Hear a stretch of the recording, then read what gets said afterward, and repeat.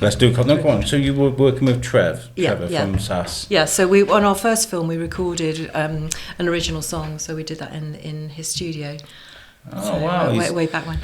This is how everything sort of links up for us. Yeah. It's a small place, I think, Shropshire. Shropshire is, and we're finding that, there is so much innovation when it comes to media. That one person will lead to another naturally, Wherever you get people like Trev, you'll get Charles from Microvideo, and you get you guys, and then you'll get Beth Heath, and then you'll get like people that just put things together and build things. Yeah. Okay, guys, we did a cold open there, sort of rolled it because we got into a good point in a conversation. This is what always happens when we hit record. We'll be sitting there stirring the coffee, like, you did this, and we'll never get that on mic. We'll manage to. So. Well, because we worked with Charlie Adlard as well, was he? Charlie, I was talking about Charlie. Yeah, he designed our logo for us because we suddenly thought, oh my goodness, we're going to be going global. Like when the game gets released, we need to up our game with our logo, which we've been meaning to for absolutely yonks, but we just. I've been so busy, so Charlie designed it for us. I'm not allowed to talk about Charlie on the show because I've got a bit of a crush on him. Oh, okay. Whenever I mention so Charlie, have we. I tend to blush a little bit. I've got some amazingly embarrassing stories of how I don't know what it is, right? Behind a microphone, I consider myself a bit of a god. But when I'm in front of Charlie Adlard, I turn into a giggly 16-year-old girl. I don't know what it is. I'm like,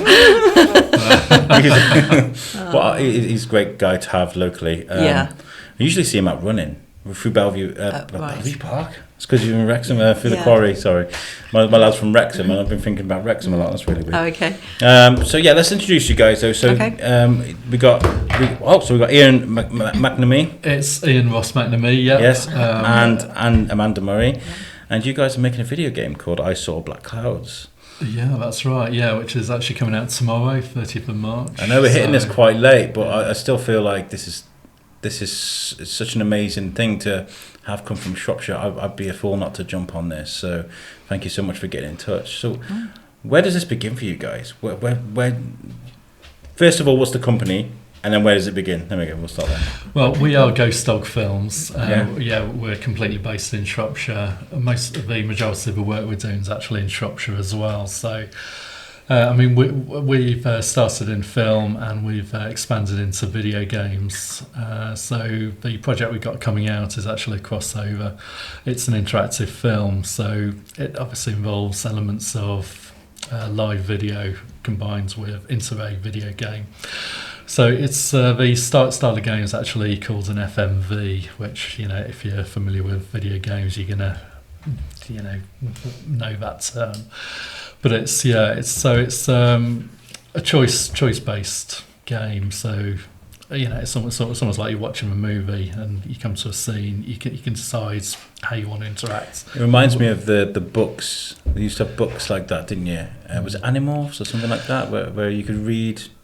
Like one bit and it'd be like turn to page 25 if you want to do this, or turn to page 30 if you want to do this, and you'd be able to make your own story sort of thing. Yeah, so it's it is quite similar size choose your own adventure games books. So why this though? Why I guess it just fits in with what you do. You make a video game.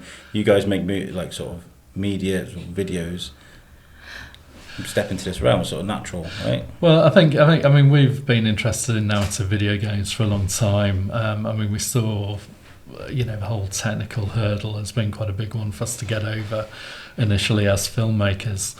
So, to make an interactive film and, combining the elements of live action video into a video game, it seemed like a natural progression. That seemed like a good kind of step into video games, really.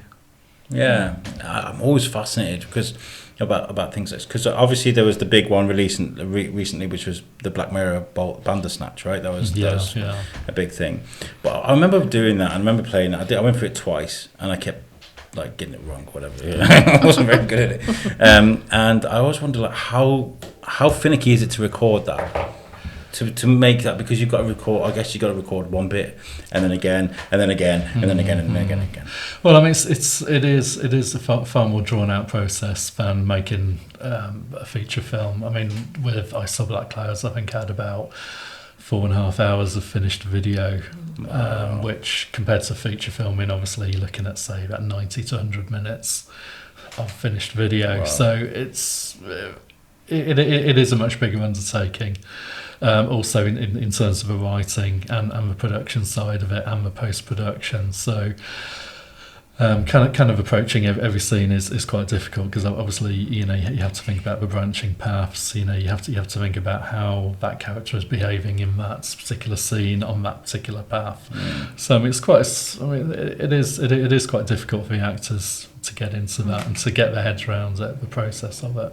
So how long is the game from start to finish for one play, for example? I mean, if you did a typical playthrough, it would probably take around about an hour and 45 minutes. Yeah, an hour and 45 minutes, 2 hours, depending on how long you take to make your decisions. But I think there is a scene count in the game. So if you play through, you can see how many scenes you've actually come across. Yeah. So I mean, there's about, I think, 650 scenes to actually see. So on a typical playthrough, first time you play it, you might see 350 to 400 scenes. So it's the kind of game that you can play it at least twice. I mean, it's there's quite a lot to discover in it. I think so, because you've got, whereas a lot of the FMVs have got they're not linear stories obviously, but they branch off a little bit, but they're still leading towards the ultimate goal. Yeah, which has maybe several different endings. Well, with ours, it actually does branch off into several different ways, which gives you a very different experience. So you'll see things that you don't see in the if you play in a different way, and some of the characters are very different in those kind of branching narratives. So it was for Ian, it was a complete nightmare to actually script. I imagine. Yeah, I mean it's fairly complex. I mean, it's quite enjoyable once you actually get into it. Yeah. But I think when it comes to the actual time of production, then you're on set. I mean, obviously you've got to really stay on top of, kind of making sure that there's no logical problems in what you're filming, or in terms of continuity. Yeah, brick wall. Yeah. I mean, kind of continuity and how do you write a script like that though? Because usually a script is like from top to bottom. Yeah, linear. Yeah. So how do you write that script, and what's the process there? I think that you have to really think of it in a bit more of a three-dimensional way. It's not. I mean, I don't sort of mentally visualise a regular linear script in the same kind of way that I would an interactive one. You have to think of it. It is kind of a completely different mental framework. Getting into it, and I mean the way that it's sort of formalised is through a sort of section of flow charts. I mean that's probably the easiest way I can describe it, really. But I mean, it's quite kind of difficult holding all that information in your mind, and kind of making sure everything joins together. So and logistically as well, because we filmed in over 20 locations around Shropshire, and we filmed for probably solidly 5 weeks. We had a main shoot in January 2019, and then we had several scenes which we filmed in the next couple of months. So it was very intensive, and you have to move very quickly to capture all that footage, and be very careful in terms of continuity as well. Lighting is probably the most important thing, isn't it? I mean, all those things, and we were filming in January, so we had to get the extra scenes shot fairly quickly, because we didn't want them to be kind of in the middle of summer. That's the problem with British weather, I imagine. One day's sunny, the next day's dull. Well, we actually had snow, didn't we, for about 2 days halfway through our shoot. But so we actually very quick, because we wanted to take advantage of it, because it looked so good on camera, and it's obviously got great production value. So we actually rejigged some of our scenes in the morning, so we could actually change things. So we've managed to incorporate it into the project. So I think being an indie allows you to do that as well, to kind of react quickly to things. So I guess with a script like this, there's no room for any sort of improv, or the direction's got to be straight and I mean it's really quite difficult for the actors, because obviously if you change a couple of words in the script as they're delivering it, it can completely break the chain of logic in a scene. So one small detail change can completely, it's like a chain of dominoes of the logic. So that's the thing that you have to be really careful of. I mean, there's like one mistake I think that we made during filming, but I mean, thankfully I was able to cover that up. But I mean, it's so easy to kind of slip into that. I was going to ask that, were there any sort of screw ups? So kind of like, oh god, back to the drawing board. I mean, it was actually relatively smooth, this shoot. I mean, I think I don't know. I mean, we're quite tight in how we work now. Get into a scene. I mean, we've had a fair bit of experience in kind of working in this way. And we were working very much in the way we like to work on this one. Good. So it was just a couple of words, wasn't it? But you don't always see until the edit, and so when you're piecing everything together and looking at it forensically, then you have to find a way around that, or just get a bit of ADR. Just say this word. I suppose. So what other things you usually make then? Before this, what were your speciality? Well, I mean, the projects we did before this, I mean, we our first project together was a feature film called The Singing Bird Will Come. That was made pretty much, it was a bit of an experiment really, because we wanted to, kind of find out if we can make the process work. We made it on a really small budgets. I mean, real sort of nano budget production, but the whole kind of way it was received, it was received really well. We were not surprised at it, but things seemed to kind of start moving on very quickly for us. Well, we did a press screening in London, in Leicester Square, actually. Wow, nice. Just in one of the studios, we did over a day, didn't we? We did 2 screenings, and we invited lots of press to come. Yeah, that was at the Odeon. At the Odeon, so that was it, yes. So, and they actually thought it was sort of, considerably higher budget, and really liked it. So nice. I made a short film once. Did you? I did. So you know what goes into it then? No. Okay, so here's what happened. I can't remember the name of the company, but they run this. It was for semi-pro sort of amateurs, people that usually make like adverts and stuff like that. But they invited everyone to take part, and the idea was that it was a lockdown thing, so you can use whatever you got about you. So if you want to do it on your phone, do it on your phone. And all that was my phone, and I made this thing. And it was a bit like Groundhog Day, right? So the idea was that you're stuck in lockdown. It's the same day over and over, right? So I made this thing, and the reviews I got off the people themselves were the screen to screen sequencing wasn't great. The story was fine. We enjoyed it. We could see the story. It was quite comprehensive, but we didn't find it enjoyable. Great feedback. I did it as a thing, like I've never done this before. Let's see what happens. And it can be crushing. I think when you make something and you put something out there for the world to see, you have to be fairly resilient. There'll always be people that don't like what you do anyway, even if it's. I mean, I'm sure Christopher Nolan has people that don't like what he does. So. Well, I mean, it's like when you look at the film reviews on, say, Amazon. Yeah. And I mean, there are some indisputably brilliant films on there which get 1-star reviews. Yeah. And people call it garbage, and you're thinking. Well, look at Trank. He made a movie called Chronicle because of it's from success from a YouTube video he made. They said, "Oh, make Chronicle, see how you get on." Made Chronicle, it was amazing. Then they gave him the Fantastic Four reboot. Okay. Yeah. And apparently he made this beautiful movie, but then the company just chopped it up and made this horrible thing that they released, and Josh Trank was ruined. And the most recent thing he's released was Capone, which was Tom Hardy's latest thing, which is inspired. When you're making something like this, when you're looking at research for how these things are supposed to look, what are you looking at? Where do you go to do your research? I mean, it's really kind of random finds. I mean, we often tend to incorporate the location in quite a big way, or try and adapt the stories to the locations because. I mean, I think with a good building or a good site, you can really get a lot of inspiration from that. So always try and incorporate that. I mean, in terms of actual stories, well, I mean, that it's really a combination of things. I mean, you watch films, you read books, you read real life experiences. You have these experiences yourself. I mean, I do think the location often inspires certain elements. So in I Saw Black Clouds, we actually filmed at Shelton Hospital.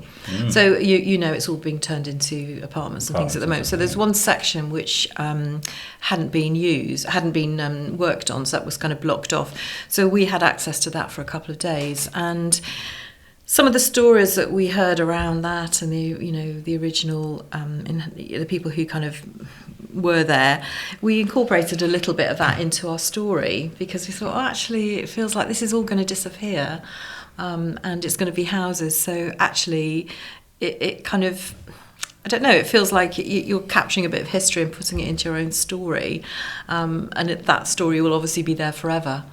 So, I love that. I love that you get the atmospherics from the local, because you're saying you were looking at the prison at one point for a location. Yeah, we went around there, so. Which is a fantastic place. My boy was he's obsessed with he's with us. So hi Leon. Hi Leon. He's sat with us, and he's obsessed with sort of myths, local myths. Yeah. We were talking about the catacombs, and he was like, "Would you go down the catacombs in Paris?" I was like, "Yeah, absolutely. Don't worry. I work at the prison in Shrewsbury. It's absolutely fine. I've got no problems and stuff like that." I guess when it comes to locations and things like that, you can't really have any fear. You kind of just go and do it. Is that anything that affects you? I mean, there's been a few places which have got quite a, there's a certain kind of grimness in the past with them. I mean, I actually find that more disconcerting than if you told me somewhere was haunted. So I mean, some of the stories you hear about historical life, and it's so sad and grim, and I think that kind of affects me more than any kind of spooky goings on in somewhere. But I mean, some places, people do get really frightened. Even when we've been filming, people getting a bit freaked out, even in daylight. Yeah, so. We had our makeup girls, and they. I mean, when you're on set, there's a lot of you, and obviously you're kind of doing sort of scary scenes, but you're all standing around with the lighting, with your cheese sandwiches and things. So it's not like you're there on your own. But I know some of the makeup girls, they'd got apps on their phone with ghost detecting, and they'd be running around the Shelton or some cellar or some spooky house we were filming, and saying, Amanda, I've seen this cold space near the fireplace, and someone died here, and I'm like, well, it's cold because there's something coming down the chimney, just keep calm. There's a place here, I think it's near Ironbridge, possibly Woodside in Telford, and that's like an old mental health hospital. Yeah. And I know that a lot of the locals sneak in there and they take the YouTube videos and stuff there, because them places are just great, aren't they? That's like an extra character to the story, isn't it? Exactly, yeah. How prepared are you for the critics? Because I got to tell you a story. Last week I spoke to the director Rob Schmidt, who directed Wrong Turn, the 2003 version, should I say. And I was speaking to him, and it starts off, if you've never seen Wrong Turn, please go and watch it. It's great. And it starts off with this character being stuck on a motorway. He gets frustrated, does a U-turn on a motorway, which is a big no, and then he ends up going down these back roads and ends up getting. I was like, so I said to him, Chris, the main character, I hated him so much. I just really wanted him to die, and he was really offended by it. It was just like he kept going back to it, like, Alex, I need to clear the air with you about this, because he really didn't like that. I didn't like his main character, but he was a great guy anyway. But are you prepared for the critics to be like, it's this is good, this is bad, this is bad, this is bad? Well, I mean, I think that as a creative person, you got to be pretty cautious of criticism. I mean, I don't just mean bad criticism, I mean positive criticism, because it can kind of push you creatively in certain directions on your next projects. It can kind of make you more self-conscious about something you were doing. So I think that. I mean, I don't sort of absorb the bad criticism, don't absorb the good criticism. I mean, I'm quite sort of self-critical of whatever I'm doing anyway. I mean, obviously, from a commercial point of view, you want some positivity around your projects, because you kind of want it to do well. But I mean, you can't sort of create work which plays to the critics. On the other hand, you can't kind of. Because this work takes so long, you just got to create what you want to create, what's in your mind. You can't kind of wait for your audience to catch up if it needs to catch up. And there's so much creative work which is only appreciated like 5 years down the line. So there's some great movies, the last 50 years. Which have been absolutely hammered at the time, and then completely rethought of. It's like when you see some of the critical reaction to The Shining when that came out. Some of the criticism of that was really harsh. Thinking, well, it's a different type of critic as well, isn't it? Your critic sat opposite you right here. 15-year-old boy is going to be sat playing with this, probably shouldn't be, but I don't know. What age rating is this going to be? It's Peggy 18. Okay, so we've got a few more years. Not for a while. So, I do think that in your projects you can't make something by committee vote, because it just ends up being a nothing. And I think that's the problem with a lot of American movies now, big budget movies, that everybody's hashed along the way, so they become a bit homogenised. And I think you've got to be authentic in what you do. If you're an indie, producing company, you can develop your own style, and you don't need everybody to like it or buy it. You just need some people to like it and buy it, or see something in it that's got some originality or scope. I think the thing about our next project, I Saw Black Clouds, the appeal of that, we don't know what the reaction's going to be to that. Obviously, we've had play testers going through it. There's, I've given it to a guy I know he's normally quite critical of my work. To sort of get a bit of feedback off him, but when it comes to a broader audience, you just never really know. And I think with the kind of work we do, maybe it is quite a niche market, but kind of worldwide, that's like 500,000 people. So you could say that, but this was the original video game. This is where video games came from. Is the decisions that you make. What was the game? I've forgotten what it was called. The text game where you had to go on the adventures. That was the first video game. Have you had many people tested this? When you make a video game, do you have to get testers involved, get loads of people playing it, look for all the kinks? Yeah, well, our publisher on this, which is Wales Interactive, they have a team of testers who, obviously doing that on a professional basis. So, the game is fully tested before it goes out. It gets translated as well, and the translations are obviously checked. I think the translators actually play the game as well. Yeah. So it's not just a kind of Google Translate. It actually makes sense to, but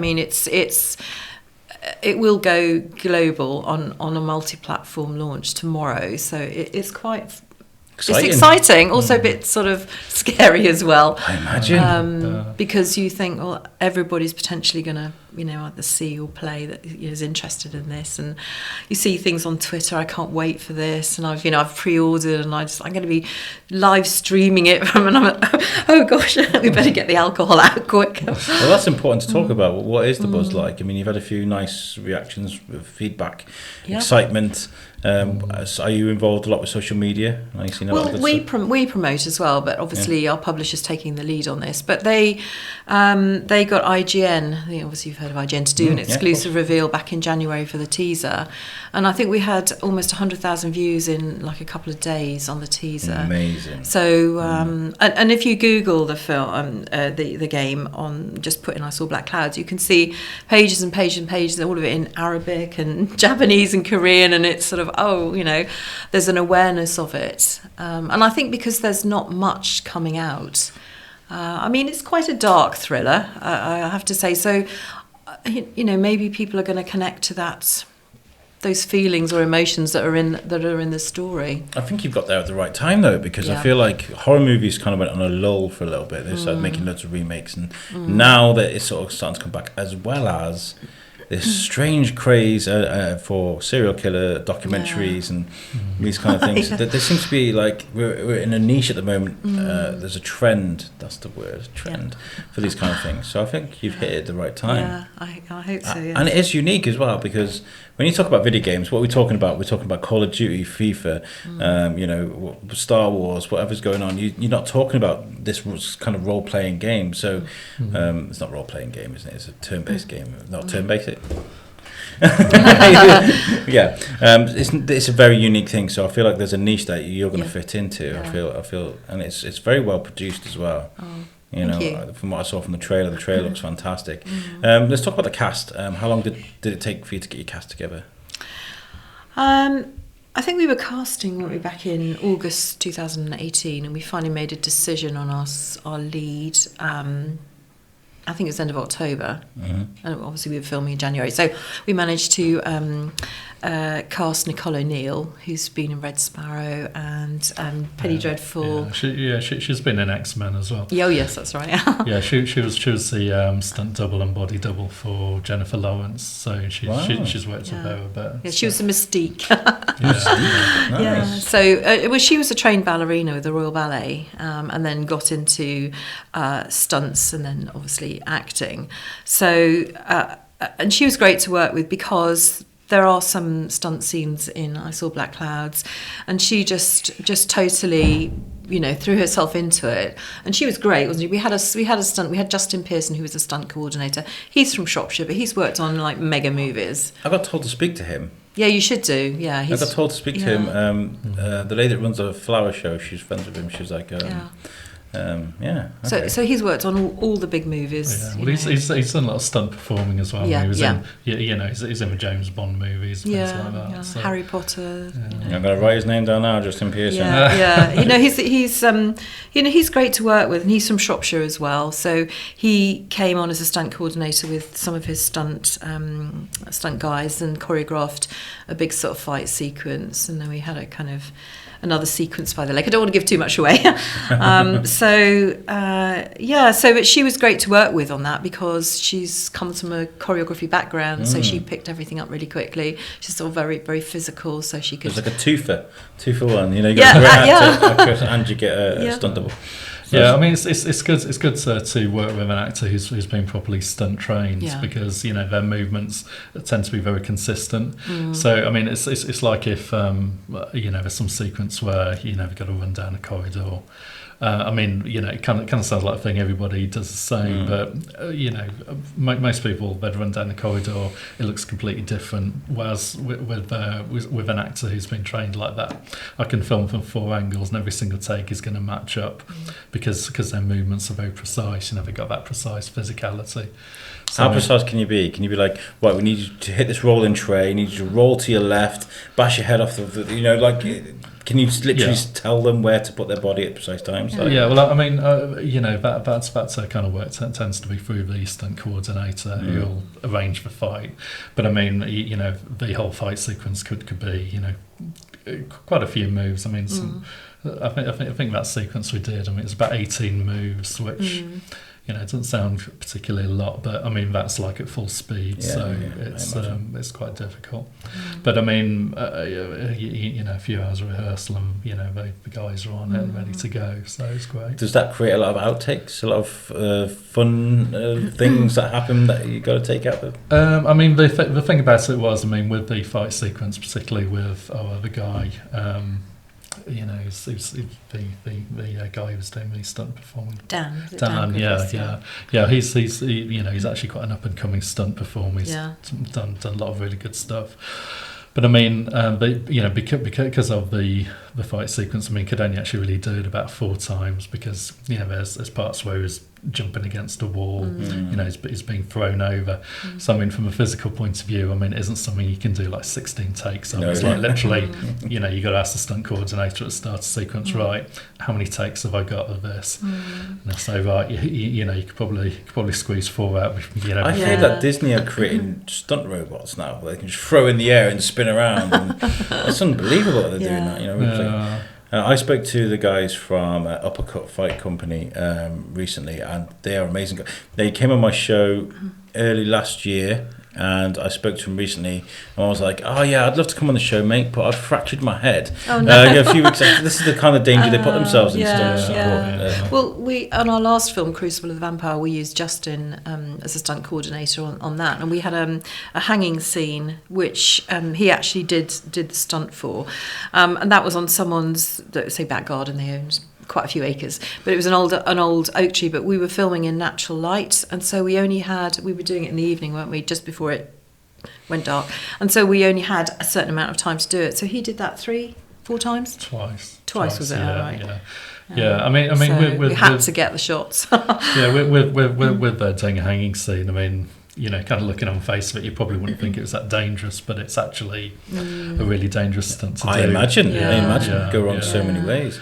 But I mean, the guy who's the rigger on that, the guy who's doing rope work. I mean, he was working on Star Wars. I mean, it was, it's the kind of thing you've really got to get right. Because I mean, people have died doing that particular stunt. That was probably our most expensive production day on that film, because of all those difficult stunts and also the most worrying.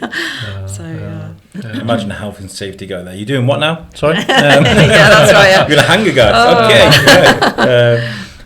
So when it comes to, we've got to bring in the C word. I'm very, very sorry. But COVID has affected a lot of people. We say you made this back in 2019. Were there plans to release this earlier and it got affected by COVID? I mean, it's been strange, really kind of strange with COVID, because I mean, it just kind of seems to have slowed everything down. But I mean, even stuff which is not done on sets, even post-production work, it seems to have been slowed down and delayed. Either by people having commitments to the things, or not being able to interact with other people. So it's been quite strange how that's happened. So. Yeah, I mean, we were hoping to get it out earlier, but everything that's gone on, it's just kind of been moved. Moved to the end of March. End of April. End of March. Yeah. But I mean, we would have ideally, it would have come out probably Halloween time last year. But I mean, at the end of the day, you're also in the hands of your publisher. They've got other games scheduled in, etc. So. But I mean, I think at the end of the day, it's a good time to launch. Have you met many people in the gaming industry that you really like to work with again, or that have been great in the process of this? Maybe inspired you somehow? Yeah, I mean, the thing that I like about the video game industry is you've got such a broad range of skills, and there's such a broad range of people who are working in it. Because, I mean, it is that kind of mix of technology and creativity, which I think is, it's really, really interesting. You're bringing in elements of storytelling, music, technology, graphic design, and it's kind of, particularly sound design, which I think is a really interesting area.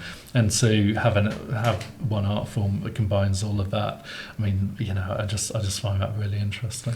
Well, the Bandersnatch was very popular because you get like those are different movies. You literally having a different movie every time. I remember there was a game that Rockstar made called LA Noire, and it was a 1930s detective thing, and every single choice you made would end up with a different ending. And I played that game about 4 times because I love the idea that any choice that I made would get me a different ending. I mean, I suppose where we're differing slightly, because our publisher has a kind of niche in these FMVs or interactive films. I mean, they did The Complex last year, 5 Dates, which is sort of, I think, unusual to have a comedy coming out. But I guess a lot of it is focused on the endings, but for us, although we do have different endings, it's about the journey or the experience. Because the jump scares and I mean, we're trying to explore things like guilt and emotion and how I think responsibility and I mean other themes that are really hard to do. But I guess that's where the kind of the cinematic element of our filmmaking comes in. That we're kind of merging that with a kind of the game structure and technology.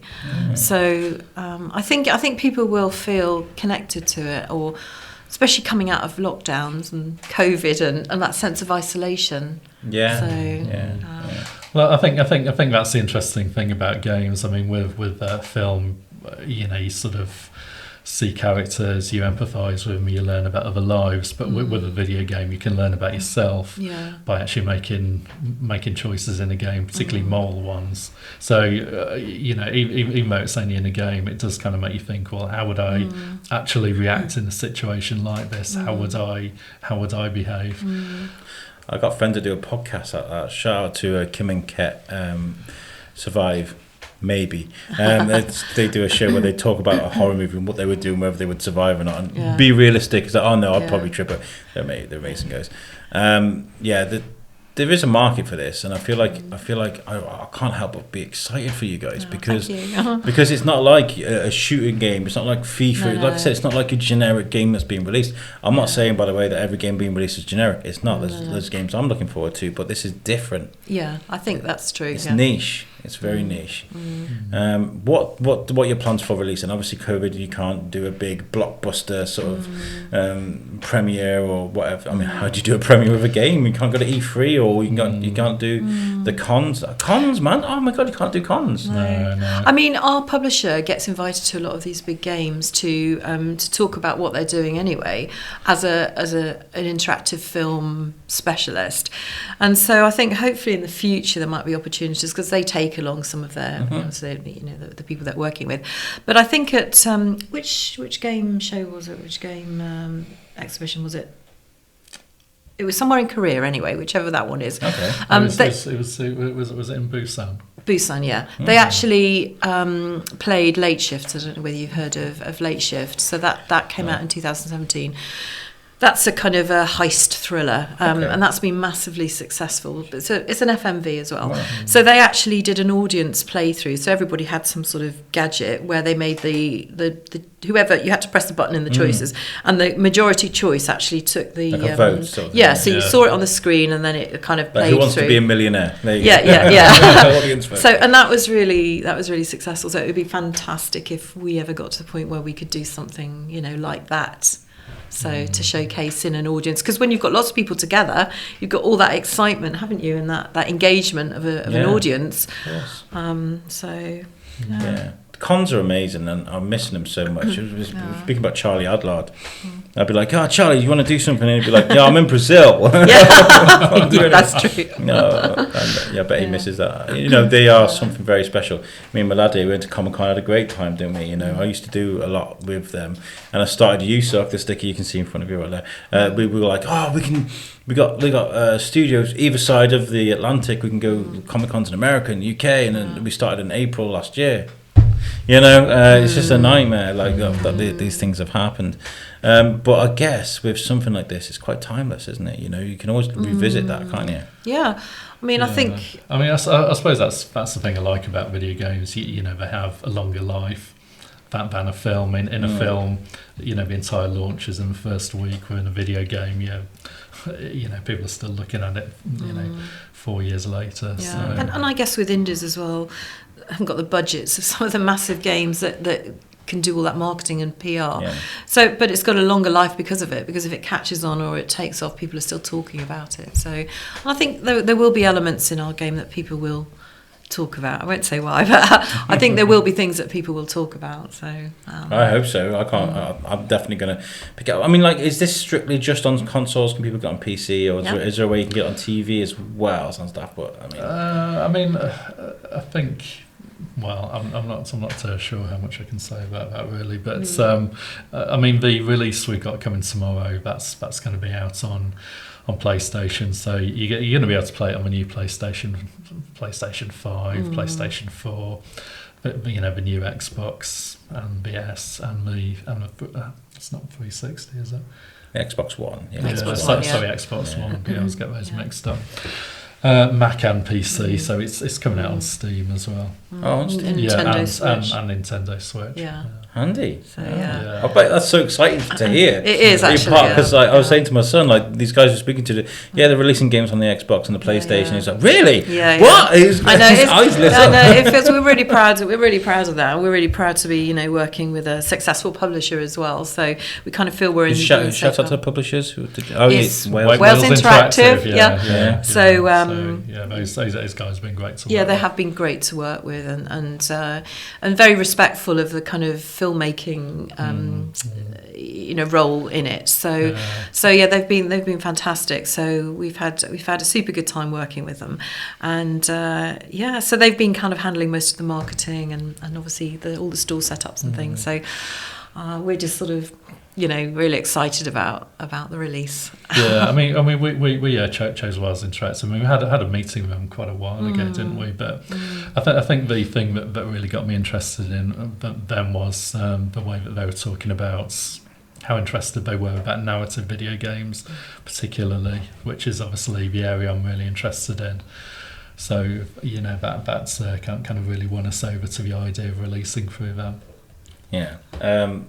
I think you guys are fantastic. What are you guys going to work on next? What comes after this? I know you've got like tomorrow this big thing, but I know these things take a long time to make when it comes to movies, films, and are you allowed to say? We do have something in production at the moment. We're just doing the pre-production on it right now, but we are actually going to be shooting very soon. Yeah.